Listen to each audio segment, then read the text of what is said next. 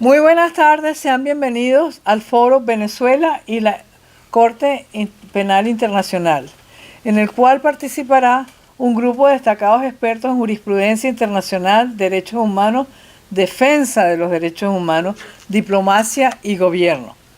Agradecemos muy especialmente la presencia de don Enrique Aristigueta Granco, epónimo de las luchas democráticas en Venezuela y destacado dirigente de la democracia cristiana continental. Los saludamos desde nuestra sede, nuestro presidente Tomás Regalado, nuestro director ejecutivo Carlos Sánchez Berzaín y el magistrado del Tribunal Supremo de Justicia en el exilio, Miguel Ángel Martín Tortabú, y esta servidora. Hoy nos convoca un tema realmente complejo: la situación del caso de Venezuela en la Corte Penal Internacional. El año pasado, desde este mismo sitio, analizamos el informe de las Naciones Unidas sobre las violaciones de los derechos humanos emitido por la Alta Comisionada para los Derechos Humanos.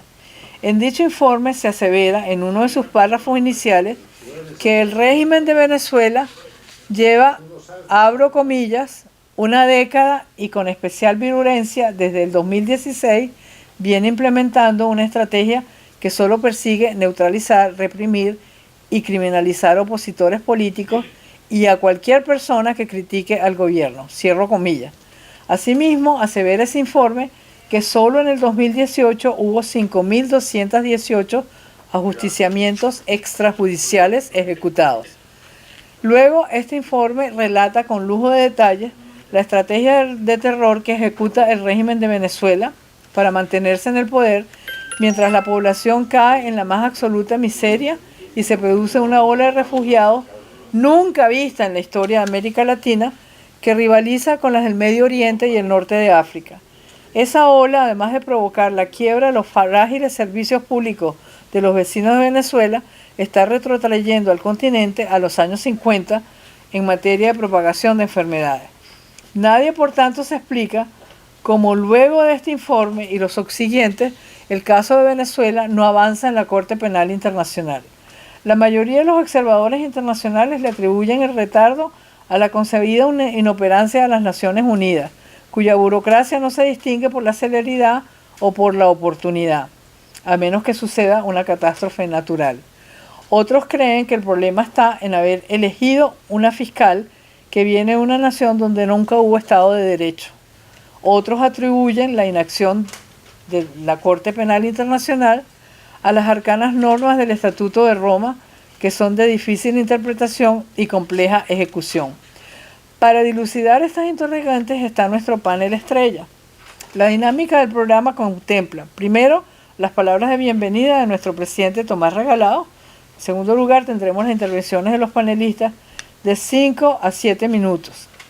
En el minuto 4 les haré una señal y en el minuto 5 Wenceslao Cruz, nuestro director técnico, suspenderá el audio. En tercer lugar, si hay tiempo, habría un periodo de preguntas y cerraremos con las reflexiones de nuestro director Carlos Sánchez Berzaín. Iniciemos pues el foro con las palabras de bienvenida de nuestro presidente Tomás Regalado, exalcalde de Miami, exdirector de Radio y TV Martín y periodista respetado en todas las latitudes por sus acertadas crónicas, tanto de las situaciones de conflicto como del devenir político de los Estados Unidos. Adelante, don Tomás.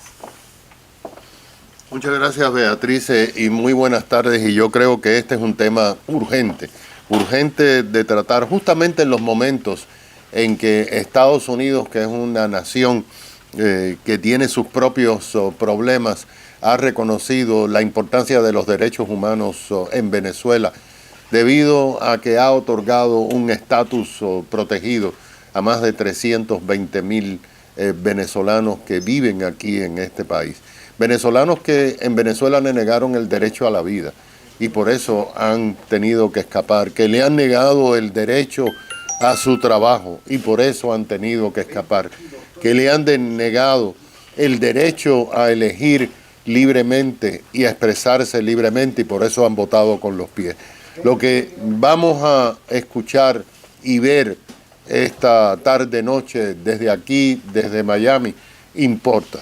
porque la importancia que tiene el tema de los derechos humanos la muestran los propios gobiernos violadores cuando se gastan millones y millones de dólares y usan toda su influencia política para copar los comités de los derechos humanos de las Naciones Unidas.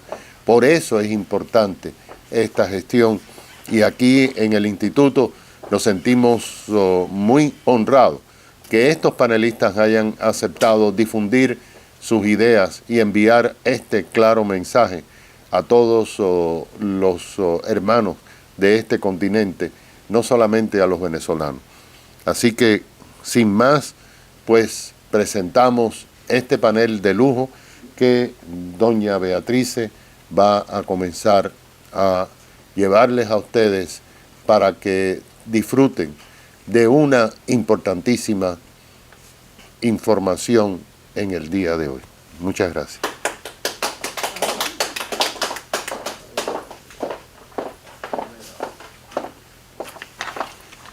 Muchas gracias a nuestro presidente. Ahora le vamos a dar el derecho de palabra a Orlando Viera Blanco, prestigioso abogado especialista en propiedad intelectual, presidente de la Fundación Canadian Venezuelan Engagement, embajador del gobierno interino de Venezuela ante el Canadá, es politólogo, columnista de muchos medios y moderador del programa Enfoque Global. Bienvenido, embajador. Bueno, buenas noches, muchas gracias, Beatrice. Un saludo para todos los miembros de la directiva del Instituto Interamericano por la Democracia, a Tomás Regalado y resto de acompañantes la noche de hoy. Yo me voy a concentrar básicamente en estos 5 o 7 minutos, no me suenen la campana tan rápido, por favor, a hablar un poco del tema de Canadá. Lo primero que quiero reivindicar es que, y no exagero, después de muchos siglos de luchas, de crímenes, lamentablemente, contra la humanidad, finalmente se logra la firma del del Estatuto de Roma en el año de 1998. Canadá lo firma en julio de ese mismo año y lo ratifica en el año 2000. Canadá cumplió con el proceso de acoplamiento de los tipos delictivos de genocidio, crímenes de guerra y crímenes contra la humanidad que estableció el Estatuto de Roma, y ya tenía una ley que tipificaba este tipo de delitos. Lo primero que quiero destacar es que Canadá además contempla la jurisdicción universal en el caso de que canadienses cometan delitos aún estando fuera de Canadá de esta naturaleza o crímenes de lesa humanidad, quiero decir. Y también contempla juicio o jurisdicción para activar juicios contra perpetradores de delitos contra la humanidad en Canadá, contra víctimas canadienses o personas que residen en Canadá. Esto es importante también destacarlo, independientemente de la jurisdicción penal universal, de la jurisdicción penal internacional que contempla el Estatuto de Roma, porque esto vendría a ser un reforzamiento de la justicia penal internacional. Volviendo con el tema de Canadá, lo que quería era brevemente hacerles un recuento. Canadá ha sido muy solidaria con el tema Venezuela. Canadá, después del panel de expertos que el secretario de la OEA habilitó en Washington para considerar y para escuchar testimonios y relatorías sobre crímenes de lesa humanidad, por allá en el año 2017, en el 2018 es necesario recordar que en febrero se decretó por parte de la fiscal Fatou Bensouda el examen preliminar de las incidencias que acumulan el expediente de la Corte Penal Internacional, conocido como la Situación 2. Y esto generó que unos países hicieran una remisión en el 28 de septiembre del año 2018, según la cual 6 países, a saber, Paraguay, Perú, Colombia, Chile, Argentina y Canadá, denunciaron como hecho inédito al señor Maduro y su cadena de mando ante la Corte Penal Internacional. Desde la fecha del decreto de examen preliminar, pasando por esta remisión inédita más múltiples incidencias, denuncias, relatorías que reposan en la Corte Penal Internacional, obviamente hemos estado esperando los venezolanos amantes de la justicia y las víctimas porque se decrete o se solicite a la Sala de Cuestiones Previas una investigación formal oficial al señor Nicolás Maduro. Yo debo agregar que he sido uno de los embajadores por mi posición como activista de derechos humanos que hemos estado en La Haya, igualmente llevando incidencias y relatorías de víctimas de derechos humanos, entre ellos algunos de activistas reconocidos por el premio Sájarov. Igualmente hemos estado impulsando desde el propio gobierno interino la necesidad de que haya justicia en La Haya, por la sencilla razón de que esto cambia por completo el tablero político internacional y el tablero, digamos, de la correlación de fuerzas. No han sido muchos los precedentes de alguien que se llame presidente, aún siendo este para nosotros un presidente usurpador, que haya sido reo de la justicia penal internacional. En esto, Canadá tiene un foco. En esto, Canadá también, debo decir con mucho respeto, cuando le hemos pedido que impulse su propio referral, ha esperado con un sentido institucional que sea oficiosamente y como debe ser la fiscal quien produzca, digamos, las decisiones que avancen en admisibilidad de todas estas relatorías y todos estos facts que contemplan ya un expediente nutrido por crímenes de lesa humanidad. También, ya un poco para cerrar, Canadá impulsó mucho lo que se llamó el Fact-Finding Mission, o se llama, que es la misión independiente de determinación de hechos de los consejos de los derechos humanos. No solamente promoviendo la investigación que generó cientos de páginas de relatoría, de investigación, de determinación de hechos, valga la redundancia, sino la continuidad de este proceso de investigación que, sumado a lo que se produjo en la OEA y sumado a lo que se ha realizado por numerosas ONGs, por cientos de víctimas y activistas de derechos humanos, como el caso de Venezuela, ciertamente ya pareciera que existe material suficiente para haber logrado entrar en la etapa de admisibilidad. De cualquier manera, la justicia penal internacional, repito, que es un gran logro de la humanidad, es la acumulación de cientos de años de estudio y de armonización para llegar a una normativa común que permita, de alguna manera, vencer esa barrera de la soberanía de los pueblos, es parte de la expectativa y de la presión que va a cambiar la correlación. Le queda un minuto. Y que quería decir finalmente que se produjo una nueva elección, que es el nuevo procurador Karim Khan, del cual se esperan muchas expectativas y que para el mes de junio entrará en sus nuevas funciones. Muchas gracias. Muchísimas gracias, embajador. Le agradecemos sus reflexiones y ahora tenemos el placer de darle la bienvenida a este foro al doctor Fernando Fernández, que es un consultor empresarial en Criminal Compliance, es un profesor de Derecho Penal Económico, Penal e Internacional y de Derechos Humanos, una de las personas más consultadas por los organismos internacionales cuando se cometen crímenes de lesa humanidad y una de las personas que más ha contribuido con las organizaciones internacionales de defensa de los derechos humanos. Bienvenido, doctor Fernández. Muchas gracias, Beatrice. De verdad, estoy sumamente satisfecho, muy contento de atender esta invitación del Instituto Interamericano por la Democracia. Si me pueden permitir pasar unas pequeñas plantillas, unas horas, se lo agradecería, ¿no? Bueno, de todas maneras vamos a continuar, ¿no? En primer lugar, a mí me gusta siempre hablar de los antecedentes y del contexto, ¿no? El examen preliminar que está ante la Fiscalía de la Corte Penal Internacional obedece a ese nuevo principio tan importante del R2P, el Responsibility to Protect. Habida cuenta, pues, que el Estado venezolano está incumpliendo de manera realmente patente y sin ningún tipo de excusa con su deber primario, su deber fundamental, el imperativo categórico de proteger a su población, y más bien se ha volcado en atacarla, ¿no? Por lo menos la parte muy significativa de ella. Entonces, Es deber de la comunidad internacional intervenir en todas estas situaciones, poniendo de lado ese principio que en alguna época fue absoluto, incondicionado, de la llamada soberanía y no intervención. Hoy en día, por el principio de responsabilidad de proteger, esto es posible.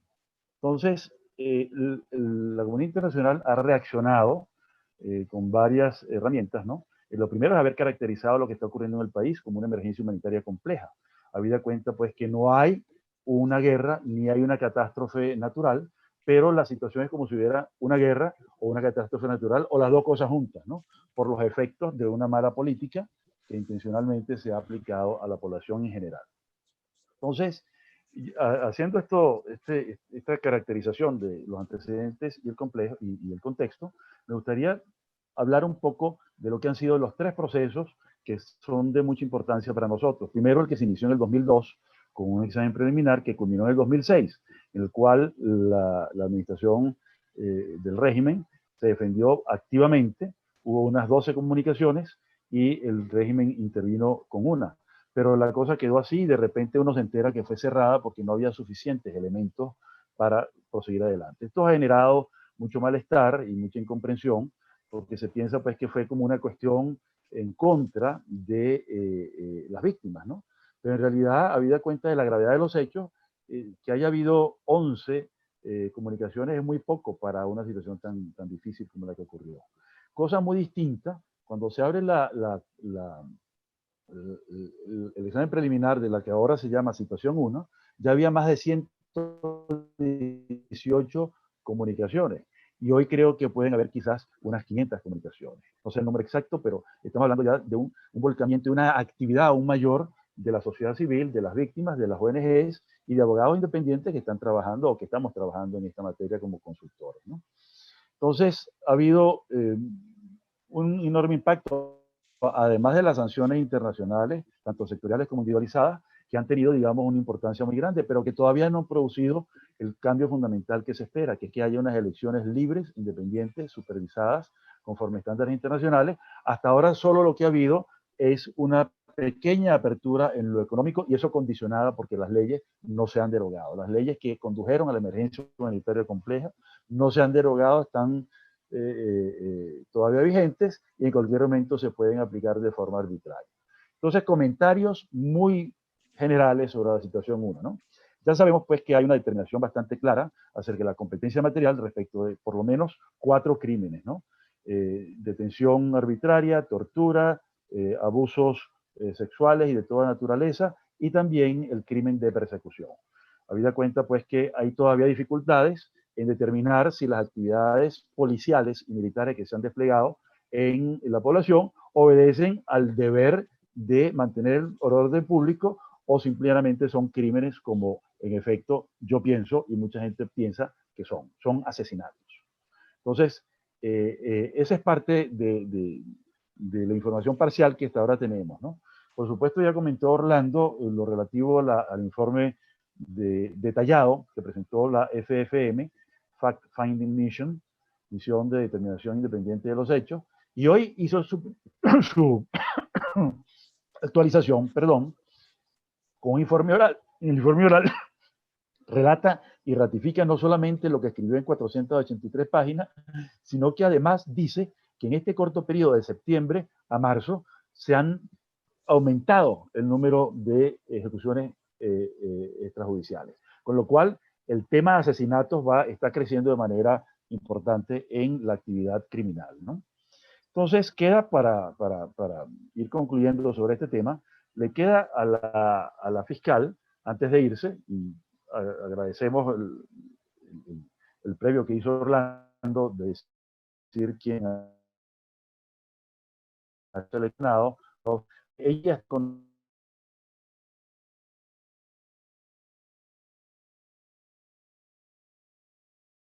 Congeló.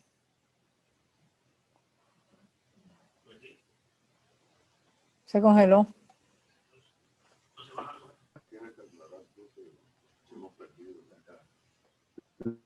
la autorización de una investigación formal. Ese fue el sumario en nuestra época del sistema inquisitivo, por cuanto ella no puede hacer nada sino contar con la información disponible, es decir, lo que le llegue y cómo le llegue, y no tiene capacidad de repreguntar ni de citar, etc. La situación 2, que ya adelantó algo Orlando, se refiere a que los Estados Unidos, de acuerdo con la interpretación que hace el régimen, está cometiendo crímenes por culpa de las sanciones internacionales. Ya sabemos que Venezuela vino una relatora que se especializa única y exclusivamente en ver lo negativo que pudiera tener este tipo de sanciones, tanto las sectoriales como las individuales. Y ella pide que las levanten todas, porque eso ha traído como consecuencia que todo lo malo que ya había haya empeorado. Termina admitiendo que las causas son distintas y son previas a las famosas sanciones, tanto sectoriales como individualizadas, pero le echa la culpa de la exacerbación de los problemas, cuando en realidad la exacerbación de los problemas se debe a la profundización del modelo, a la radicalización del modelo y a la falta de empatía con la población venezolana y el respeto a los derechos humanos. Entonces sabemos pues que esa situación 2 difícilmente alcance a tener, digamos, el carácter de llegar a hacer una investigación, por cuanto es, digamos, muy elaborada, demasiado alambicada y totalmente torcida la visión que se tiene en esa remisión que hizo el gobierno venezolano. Por último, escenarios y perspectivas. Creo que el cambio del fiscal va a ser favorable, es muy importante, un hombre formado en el derecho anglosajón, y es muy importante remarcar esto, porque sobre todo en América Latina y concretamente en Venezuela, prácticamente que desconocemos esto. Yo he tenido que reentrenarme, a pesar de tener más de 20 años dando clases de Derecho Penal Internacional, he tenido que estar los últimos 4 años de mi vida reentrenándome y aprendiendo lo que es el derecho anglosajón, de forma, y sobre todo la jurisprudencia, que es la vinculante en este tipo de casos, ¿no? Por último, y con eso terminamos, yo creo que antes de que termine este semestre, muy posiblemente podamos estar ya hablando, si no de una admisibilidad plena y estando en la última fase del examen preliminar, bueno, por lo pronto pudiéramos estar también abriendo una investigación formal. Con eso termino y agradeciendo al instituto este tiempo que me han proporcionado y bueno, esperando a ver las preguntas y las respuestas que hubiere para poder resolverlas. Muchísimas gracias. Millón de gracias.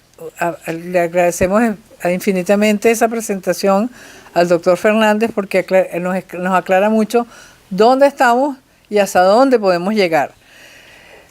Vamos a darle el derecho de palabra a Walter Márquez. Walter Márquez es un historiador venezolano que ha dedicado su vida entera a la defensa de los derechos humanos. Por 30 años fue miembro del Congreso de Venezuela, fue embajador de Venezuela en la India bajo el mandato de Hugo Chávez, cargo al cual renunció por estar en desacuerdo con las políticas del régimen. Desde entonces se ha dedicado a recoger de manera meticulosa y ejemplar la evidencia que tipifica los autos de Nicolás Maduro como incursos en genocidio, y así lo expresó en La Haya, donde fue a introducir una denuncia contra el dictador venezolano ante la Corte Penal Internacional. Adelante, embajador Márquez.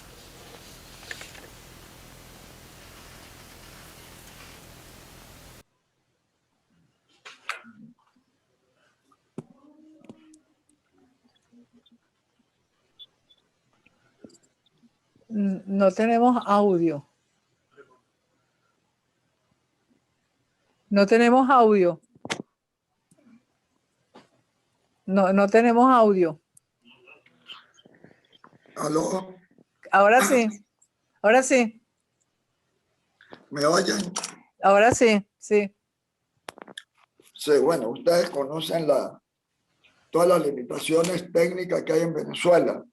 En primer lugar, quiero agradecer la invitación del Instituto Interamericano de Defensa de la Democracia, a los panelistas, a la Junta Directiva y en particular a Orlando Viera y a Fernando Fernández, quienes han explicado todo el tema procesal referente a las diferentes denuncias que cursan ante la Corte Penal Internacional.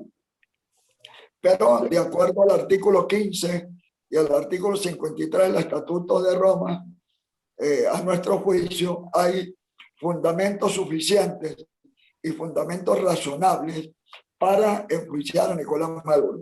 El problema no es procesal ni probatorio. Hay suficientes elementos que vinculan al régimen de Nicolás Maduro. De los 11 delitos internacionales que constituyen los crímenes de lesa humanidad, los 11 los ha cometido el régimen de Nicolás Maduro, incluyendo algunos que consideramos que no existían, como el de esclavitud y el de apartheid, por el trato discriminatorio étnico y racial a los diputados de Amazonas y a los pueblos indígenas de Amazonas y de Bolívar. El tema central no es ni los hechos, ni el derecho, ni la prueba. Es la administradora de justicia, como es la fiscal Fatou Bensouda, que no es responsable de negligencia grave y de manera intencional ha retrasado la investigación usando el examen preliminar como una estrategia dilatoria. Ella, por un lado, ha acumulado los diferentes expedientes sin resolver y, por otro lado, le da un tratamiento discriminatorio a los 6, la denuncia a los 6 jefes de Estado es diferente a la que hizo Nicolás Maduro. En otras palabras, creemos que la Corte se ha convertido y la Fiscalía en un depósito de denuncias y ha habido muchas ONG que se han ocupado de ampliar esas denuncias, pero pocos se han ocupado de que se investigue la conducta de la fiscal Fatou Bensouda. La propia Secretaría General de la OEA elaboró un informe muy riguroso sobre la inacción de la fiscal, pero no pidieron que se investigara la responsabilidad administrativa, la responsabilidad disciplinaria de la fiscal. Por eso, ante el nuevo fiscal Karim Khan, que tiene un excelente perfil, hay que diseñar una estrategia procesal que abarque la participación de las víctimas a través de la Oficina Pública de Derechos de las Víctimas. Una estrategia diplomática, porque el Estatuto de Roma tiene 2 estructuras. La estructura penal propiamente, incluyendo la Fiscalía, y la estructura diplomática a través de la Asamblea y la Mesa de los Estados partes. Hasta ahora, muy poca gente se ha ocupado de centrar que hay suficientes pruebas, pero la fiscal es inoportuna.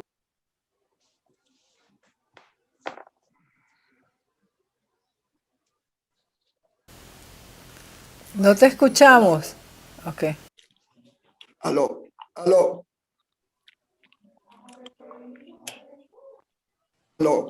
Aló, ahora sí. Bueno, en síntesis, yo sugeriría que se diseñara un plan o actualizar un plan que hemos llamado Plan La Haya, para que haya justicia en La Haya, que incluya lo diplomático, lo procesal, el derecho de las víctimas, una estrategia comunicacional y que ante el nuevo fiscal hay que hacer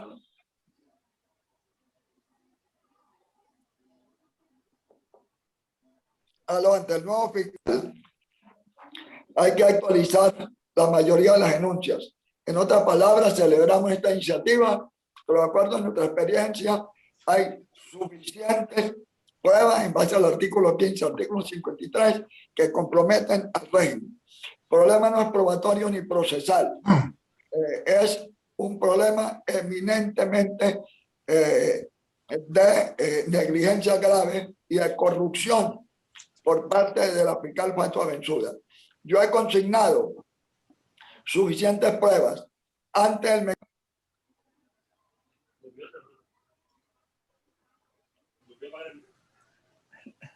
No te escuchamos. No te Aló. escuchamos. Ok, ahora. Aló. Sí. Aló. Ahora sí. Aló.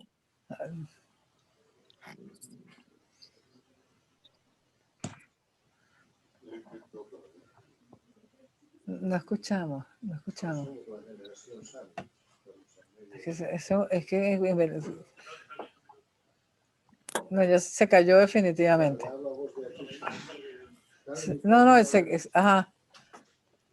Bueno, voy a concluir señalando que exhorto a las organizaciones no gubernamentales y a los activistas de derechos humanos que definamos una estrategia frente al nuevo fiscal. Si dejamos que solamente los representantes del oficialismo venezolano se encarguen de hacer lobby permanente, podemos cometer el mismo error que se cometió con Luis Moreno Ocampo y también con Fato Abençuda. Tenemos convicción y seguridad que el nuevo fiscal va a actuar de manera diligente. ¿Aló? Sí, gracias. Bueno, Te agradecemos profundamente al embajador Márquez esta intervención y vamos a darle la bienvenida a Luis González Posada, exministro de Justicia del Perú, canciller de esa nación hermana, presidente del Congreso de la República y embajador en la OEA. Es abogado y es militante del partido APRA. Bienvenido, don Luis. Buenas noches, muchas gracias por la invitación. Creo que en 5 o 6 minutos puedo expresarles con claridad lo que yo pienso de la Corte Penal Internacional, que viene trabajando hace 19 años, porque desde el año 2002 está en vigor el Estatuto de Roma. Y lo primero que se me ocurre señalar es que la Corte no solamente ha tenido una actuación deplorable, ineficiente, sino cómplice, facilitando que continúe la violación sistemática de los derechos humanos en Venezuela. Mire, la Corte está premunida de personal y de presupuesto para poder actuar. Y en el caso no solo de Venezuela, sino de otras dictaduras latinoamericanas como Cuba o como Nicaragua, no ha hecho absolutamente nada desde hace 19 años. Absolutamente nada. La Corte está integrada por un presidente, 2 vicepresidentes, 18 jueces, un fiscal titular, un fiscal accesorio y 800 personas que trabajan para ellos. Una enorme burocracia.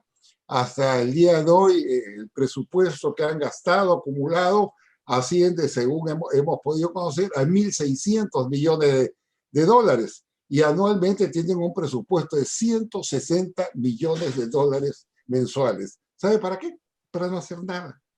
La única vez que he visto activa a la Corte Penal Internacional, y acá no solo es responsabilidad de la fiscal, sino también del presidente y sus miembros, es cuando el año pasado pidieron un aumento de sueldos, fíjese usted. Dijeron, nosotros estamos ganando 180.000 euros al año, libre de impuestos, más otros privilegios que tienen, automóviles, etc. Queremos ganar los 200.000 euros al año que ganan los miembros o los magistrados del Tribunal de Justicia de las Naciones Unidas. Esa es la única vez que yo he visto una actuación firme, dinámica de la Corte, porque presentaron una demanda ante la Organización Internacional del Trabajo.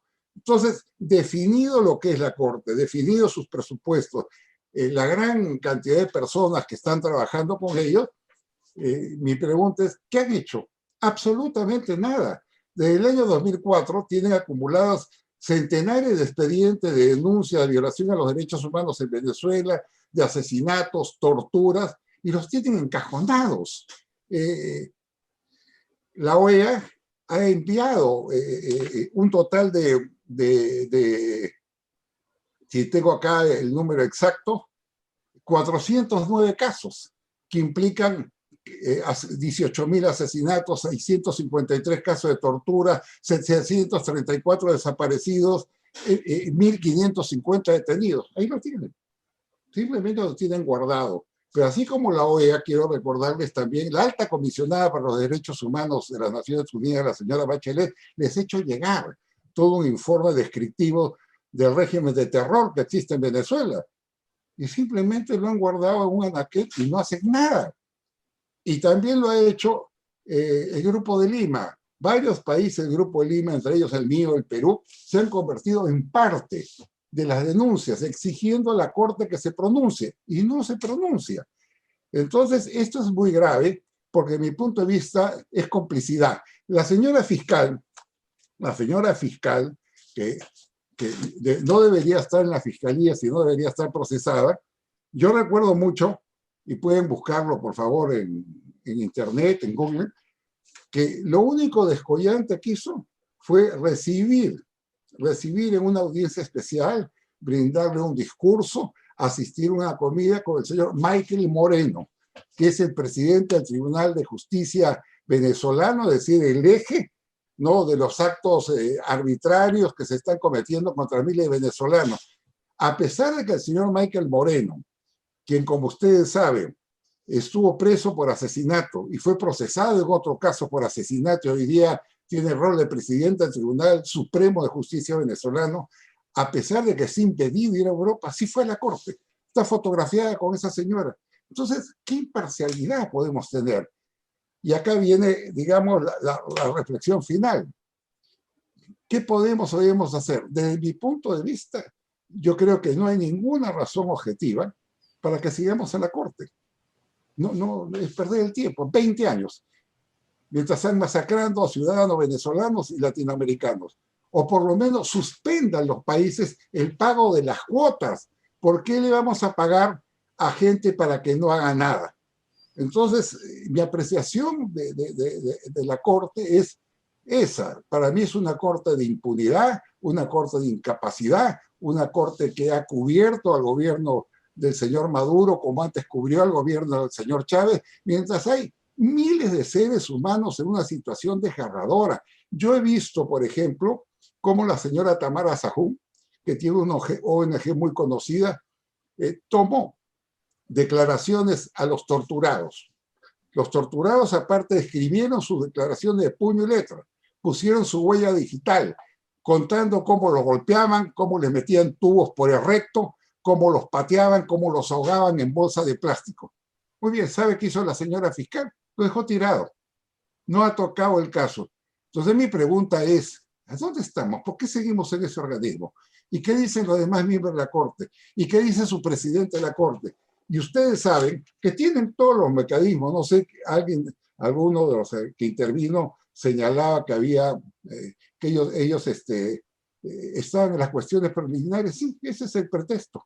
Pero lo cierto es que de acuerdo al artículo 15 del estatuto, la fiscal puede iniciar una investigación de oficio. Señora, están matando gente, están asesinando seres humanos, hay mucha gente presa en las cárceles, torturados. Yo digo, ¿por qué no aplican el artículo 15? Resumo diciendo que no confío en la Corte, considero que es un órgano copado por Maduro y el chavismo, pienso que esto debe ser motivo de una denuncia internacional, pero yo me gustaría mucho gusto que, por ejemplo, el secretario general de la OEA se traslade a la Corte de la Haya, se traslade y diga, bueno, esto es lo que tenemos, este acto de barbarie están cometiendo y ustedes son responsables con su silencio cómplice de lo que sigue pasando en Venezuela. Entonces hay que tomar acciones mucho más fuertes y naturalmente dirigirse a todos los gobiernos para que intervengan. Nosotros hemos movilizado, nos hemos convertido en parte de la denuncia, somos parte de la denuncia, pero la Corte lo único que está preocupado, como le digo, es que les aumenten su sueldo de 180.000 euros que ganan sin hacer nada, ganan por fungir de cómplice de una dictadura corrupta y asesina, ¿no? Que les aumenten a 200.000 euros. Entonces vamos a hablar, pues, el caso es tan dramático lo que pasa en Venezuela que no podemos quedarnos callados. Este año, de acuerdo al indicador del Alto Comisionado para los Refugiados, van a salir de Venezuela 7 millones, van a ser en total los que estén afuera, 7 millones. En mi país, en el Perú, hay 1.300.000 venezolanos, gente angustiada que sale porque tiene hambre, necesita medicinas, porque los agarran a palos, amenazan sus vidas. Entonces estamos permitiendo una masacre latinoamericana y en esa masacre están comprometidos, y hay que decirlo, gobiernos como el de Nicaragua, el de Cuba, hoy el de Bolivia, hoy el de Argentina con la señora Kirchner, hoy el de México que mira debajo de la mesa y por lo tanto se vuelve cómplice de lo que es una tragedia continental. Ese es el avance que yo puedo dar sobre un tema que realmente Es doloroso porque está de por medio la vida y el destino de millones de latinoamericanos. Muchísimas gracias. Agradecemos al ex canciller González de Posada esta brillante exposición. Y vamos a darle la palabra a Miguel Ángel Martín Tortabú, que es presidente de la Sala Constitucional del Tribunal Supremo de Justicia, el legítimo de la República Bolivariana de Venezuela. Es doctor en Ciencias, mención Derecho, de la Universidad Central de Venezuela, es especialista en Derecho Procesal Civil de la Universidad Católica Andrés Bello y experto en técnicas de resolución de conflictos. Bienvenido, doctor Martín. Gracias, doctor.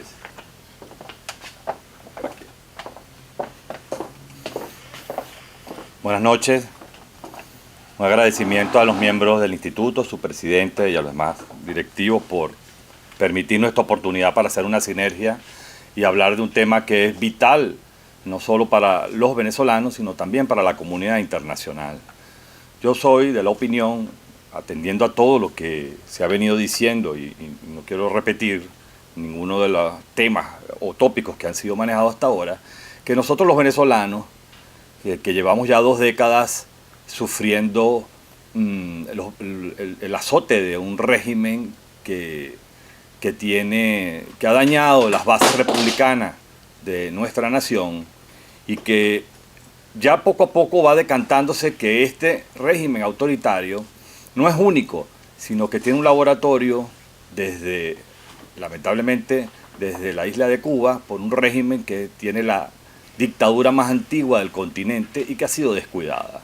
Esto es importante hacer señalamientos porque no se trata de violaciones graves de derechos humanos, sino es una violación sistemática de derechos humanos que ha existido en Venezuela y que ha sido atendido diligentemente por los organismos, por el Sistema Interamericano de Derechos Humanos. Me refiero a la Comisión Interamericana, me refiero a los pronunciamientos de la Organización de Estados Americanos, y haya habido una respuesta, y eso hay que celebrarlo y hay que aplaudirlo y también cuidarlo, porque los logros que hemos tenido debemos respetarlo y debemos cuidarlo. Pero también nos hemos dado cuenta, y poco a poco ya la comunidad internacional se está dando cuenta, que los delitos de lesa humanidad no son, que se vienen cometiendo en Venezuela desde hace 2 décadas, no son aislados, sino que son delitos continuados. Es decir, que si nosotros no logramos la libertad de la nación venezolana, van a continuar los delitos de lesa humanidad y van a exportarse a otras naciones. No es casualidad lo que está ocurriendo en algunos de nuestros países del continente, de una inestabilidad, como ha ocurrido en Chile, como ha ocurrido en Perú, como está ocurriendo también en Colombia. Y esto va a ser un mal que viene exportándose porque tiene un sesgo ideológico en donde no se respeta la vida de los seres humanos. Yo pienso que la estrategia correcta, o por lo menos la que deberemos transitar, es primero cuidar lo que hemos logrado. Tenemos una Corte Penal Internacional que tiene una normativa clara en cuanto a la tipificación de los delitos de lesa humanidad. Tiene un procedimiento claro en la cual se establece cómo debe sustanciarse y seguirse cada uno de los casos que han sido elevados a la Corte Penal Internacional, y ciertamente existe un problema de legitimidad de acción por parte de los integrantes de la Corte Penal Internacional, quienes, a pesar de tener la legitimidad de origen, y esto hay que celebrarlo como algo importante que creó el sistema de protección para los delitos internacionales, sin embargo, su falencia, su carencia, y ahora está evidenciada en el caso venezolano, en el caso cubano y en el caso nicaragüense y otros casos más, no tiene legitimidad de acción. Para los venezolanos no existe justicia en Venezuela, porque solamente las personas que usurpan los cargos de magistrado del Tribunal Supremo de Justicia, en su mayoría están siendo procesados por delitos de narcotráfico y por delitos también graves a la nación venezolana, no solo contra la cosa pública, sino también por delitos de lesa humanidad, así como violaciones graves de derechos humanos. Es decir, el venezolano no cree en la justicia dentro de Venezuela. Por lo tanto, solo tenemos la justicia universal, solo tenemos la justicia transnacional, solo tenemos las competencias de los tribunales internacionales, que son los únicos que pueden amparar a los venezolanos, a los ciudadanos que lamentablemente estamos sufriendo esta calamidad. Y la Corte Penal Internacional ha demostrado esa falta de legitimidad por su inacción, su incapacidad. Tenemos que seguir intentando, presionando para que los funcionarios de la Corte Penal Internacional cumplan con cada uno de sus deberes. La idea del canciller de Perú de hacer unos reclamos formales ante la Organización de Estados Americanos, ante la Organización de Naciones Unidas, me parece bien, que es viable, y creo que sería una manera de presionar a estos funcionarios, aunque la Organización de Estados Americanos sería la Asamblea o al Consejo Permanente, mejor dicho, quien deberíamos instar para que haga un pronunciamiento, porque ya la Secretaría General de la OEA emitió una opinión donde dijo que era sorprendente la inacción por parte de la Corte Penal Internacional. Otro aspecto que debemos cuidar los venezolanos y que quiero aprovechar en este momento es el logro que hemos obtenido al determinarse claramente la falta de legitimidad que tiene el señor Nicolás Maduro como presidente de la República. Es un señor que está usurpando, además que está cometiendo delitos graves internacionales de naturaleza penal y violaciones sistemáticas de derechos humanos, está usurpando un cargo que no le pertenece. Los venezolanos detestan su presencia en la silla presidencial. Lamentablemente tiene un poder de facto que mientras continúe seguirá haciéndole mucho daño a nuestra nación.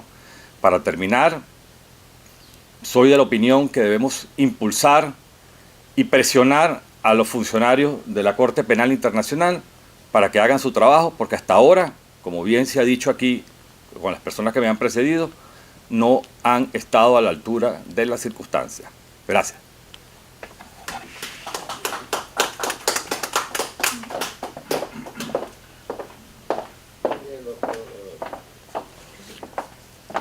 Muchísimas gracias, doctor Martín.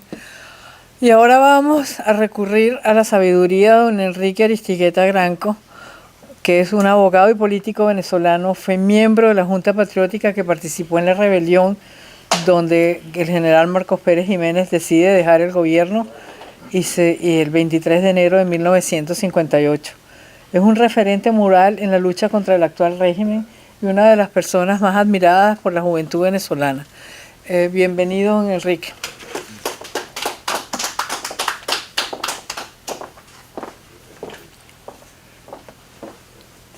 Gracias, Beatriz, por tus generosas expresiones.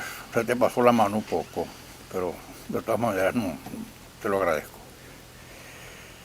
Bueno, he oído cosas muy interesantes, especialmente lo que nos expresó el orador que representaba, pues, cuyo nombre se me escapa ahorita, pero que proviene, pues, de nuestra hermana República del Perú, porque ha hablado con una gran sinceridad y ha dicho lo que todos en el fondo hemos pensado desde hace mucho tiempo. Los organismos internacionales que han sido creados con muy buena intención, lamentablemente, en líneas generales no han cumplido con la finalidad para la cual fueron creados.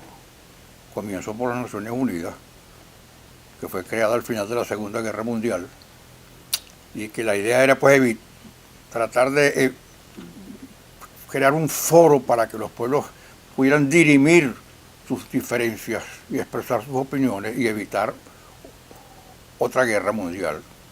Y especialmente estuvo, pues, enfilada hacia los derrotados en aquel momento, que expresaban, que representaban el totalitarismo, un totalitarismo que era causante de millones de muertos.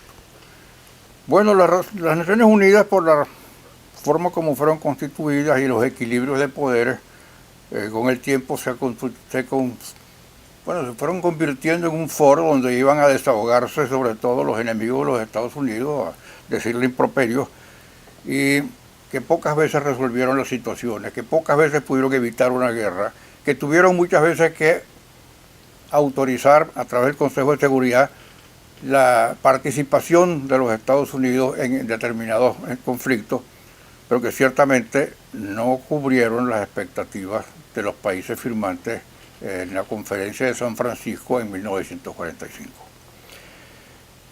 Los organismos internacionales, la OEA, yo podría decir que en todo el tiempo que llevo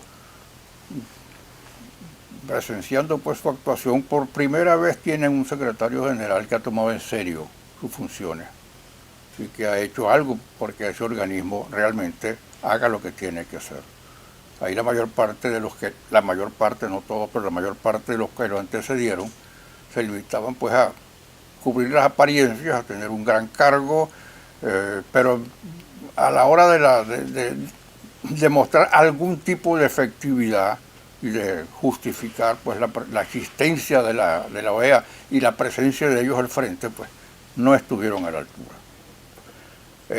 El actual secretario general es un hombre fuera de serie, que se ha tomado muy en serio su cargo y que ha puesto a la OEA en una situación diferente. Le ha dado un nuevo rostro a la OEA y ha demostrado que sí se puede hacer algo con esos organismos. Con esta Corte Penal Internacional, que se creó en base al Estatuto de Roma, que existe desde el año 98, estatuto al cual se han adherido hasta ahora aparentemente aproximadamente 120 países, pues no había demostrado, como bien se ha dicho aquí primero, no había demostrado para nada que se justificaba su existencia. Buena parte de la culpa ha caído sobre los hombros de la que fue fiscal hasta hace poco, que entre paréntesis nadie ha mencionado que esa señora tenía muy buenas relaciones personales con la embajadora del régimen Chávez Maduro en La Haya. Había un vaso comunicante directo entre ella y la embajadora de Venezuela. Eso explica en parte pues la displicencia, la indiferencia, la complacencia con que se tomaban pues las acusaciones muy justificadas por otra parte que seguían presentando en contra del régimen genocida de Nicolás Maduro y anteriormente contra el régimen genocida de Hugo Chávez. Pero de todas maneras, la Corte existe, la Corte está allí y hay que hacer que la Corte funcione y cumpla con los motivos y con las razones para las cuales fue creada. Yo creo que está por ser relevada y sustituida la fiscal Bensuda y hay que lograr que quien ocupe su cargo pues lo haga con más seriedad y con más diligencia. El problema en parte de las Naciones Unidas y de muchos organismos internacionales es que la izquierda ha logrado infiltrarse en su burocracia y para la izquierda pues los delitos que se cometen en nombre de la izquierda no son tales. Para la izquierda, la bala que dispara un fusil comunista es una bala de paz, porque es un fusil de paz. Y entonces, teniendo esa visión realmente esquizofrénica de la realidad y de la política, pues es muy difícil que esa gente pueda llamar las cosas por su nombre. A mí me sorprendió muy gratamente cuando la comisionada para los derechos humanos, la señora Bachelet, en base a unos informes que fueron elaborados en Venezuela, en vista de la situación venezolana, expresó pues en un comunicado su condena a lo que estaba pasando en Venezuela. Sabemos que la señora Bachelet es de izquierda, sin embargo, tuvo que al final reconocer y sancionar verbalmente, por lo menos, al régimen de izquierda que actualmente ha destrozado a Venezuela. Esas cosas no prescriben. Una de las modificaciones que ha habido en materia de derecho penal internacional es que los delitos de lesa humanidad no prescriben. Hace poco vi yo que estaban apresando y juzgando a un viejo funcionario de la SS que participó pues en las masacres el genocidio de los campos de concentración, que había logrado evadir hasta hace poco la justicia y que por fin fue identificado después de haber vivido mucho tiempo en Sudamérica y estaba siendo juzgado por los tribunales alemanes. Bueno, ese precedente del Tribunal de Nuremberg no se puede perder. Y la no caducidad de los delitos en esa humanidad es algo sumamente importante para que no los tomemos en cuenta debidamente. Todos los genocidas que han participado en la tiranía que sojuzga a Venezuela tienen que pasar por la justicia internacional y tienen que ser debidamente sancionados. Porque no es posible que Venezuela en 20 años se haya atrasado 100 años por lo menos. Y que la destrucción de Venezuela, que ha sido total y en todos sus ámbitos y áreas, haya sido una cosa hecha, yo digo que intencionalmente, porque es difícil que solamente por estulticia, solamente por ignorancia, solamente por falta de capacidad, se destruya a un país desde los cimientos.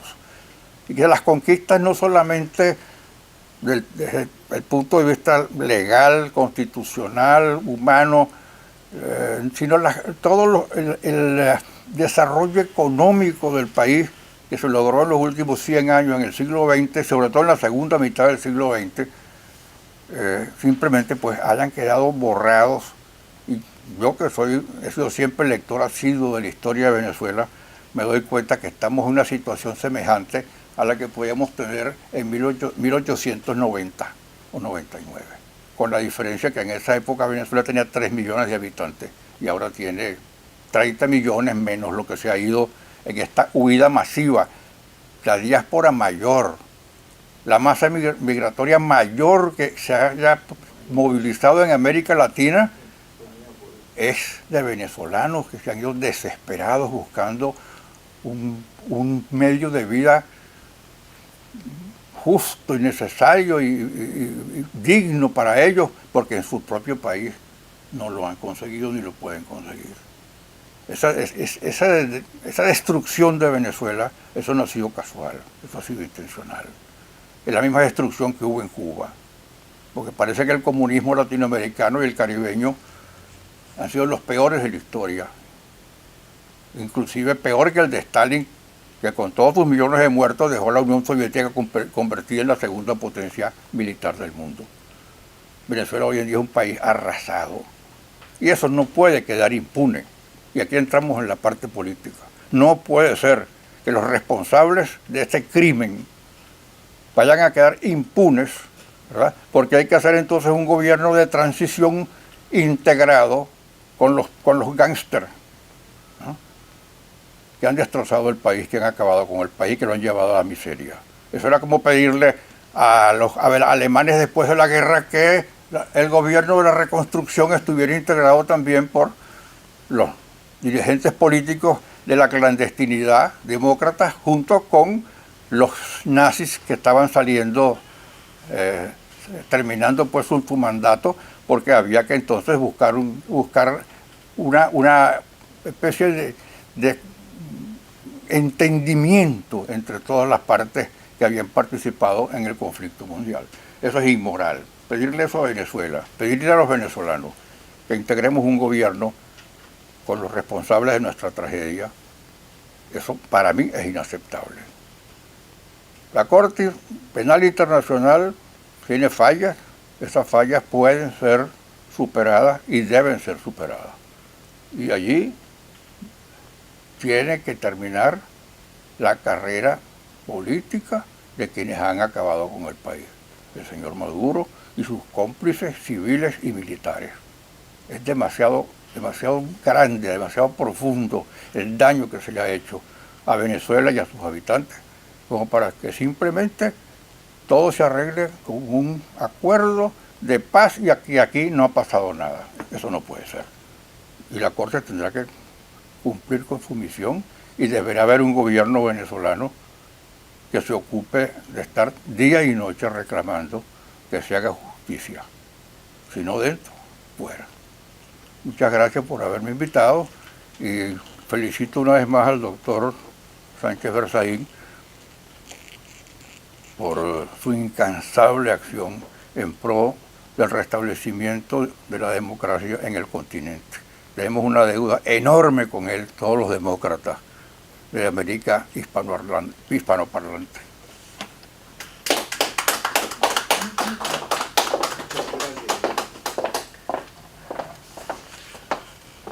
Muchísimas gracias, don Enrique. Don Enrique es miembro de nuestro directorio y le damos siempre la bienvenida. Siempre sus visitas son muy inspiradoras. Vamos ahora el derecho de palabra para unas reflexiones finales a Carlos Sánchez Berzaín, director ejecutivo del Inter-American Institute for Democracy desde el año 2006. Es experto en Derecho Constitucional, tiene un máster en Ciencia Política y un máster en Sociología, es politólogo, fue el miembro fundador del Ateneo Jurídico Boliviano y ha sido 5 veces ministro en Bolivia. Es columnista regular de Infobae. Adelante, don Carlos.